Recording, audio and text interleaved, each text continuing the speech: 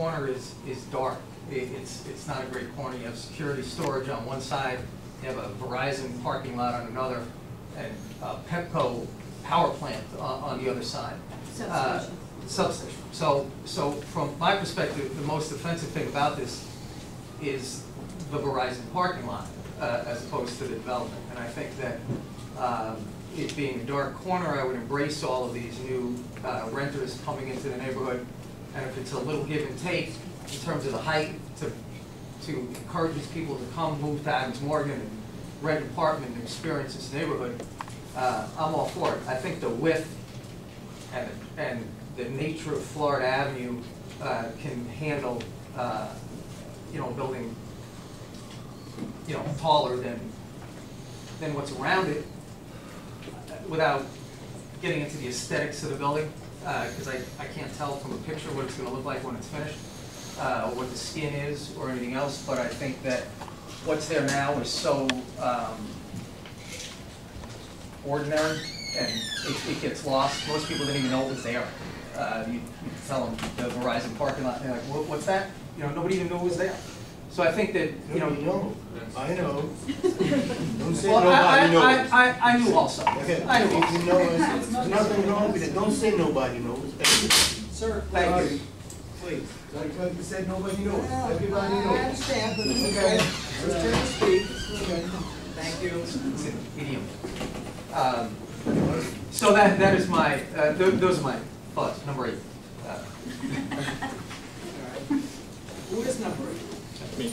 Go ahead. I know a lot of people spoke that have lived here for a long time, and I just wanted to give an opposite perspective. We just moved here 6 months ago. Can you speak up a little bit, please? Yeah. A lot of people spoke about how long they've lived here, and we just moved here 6 months ago, so I just wanted to give a different perspective. I mean, we basically picked the area because of the uniqueness of how these buildings are so historic, and it gave us a sense of community just walking through it, and that's what we've experienced for the last 6 months. So for us, it's the same idea. If we had walked here 6 months ago to look for apartments, you would have seen this. I guess I could call it a monstrosity that doesn't fit in with the rest of it. It wouldn't have been as appealing of an area to us, just because it's such a unique place to be, living in one of these row houses. And for us, we live right across the street from it. So again, I think I like development as well. I'm a very forward-thinking person, so if we fit something or there's a modification made that makes it not such an eyesore in what this development or this area looks like, then I'm all for it. But just like this, just basically overshadows everything else. It's the opposite of what you were saying, where this right now, the parking lot, it just blends in. It's not very pretty, but it doesn't distract from the community. If you build this there, it's such an it's like a big magnet that basically takes away from the rest of the look. So that's my feel on it. Thank you and welcome. Thank you. Number 9. So I've lived here for 20 years, and I'm really happy to see the change in the neighborhood over that time. I'm definitely pro development to a degree, and I think the degree is what we're talking about here. My concern, or just a big question, is in relationship to the building next door, the security building, the storage, how much higher is this building? Is it 1 floor higher on the front and then 1 more floor on the setback?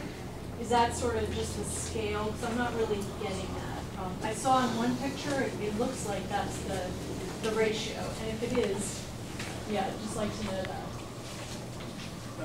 The parapet of the primary 6-story facade is marginally higher than the security storage building.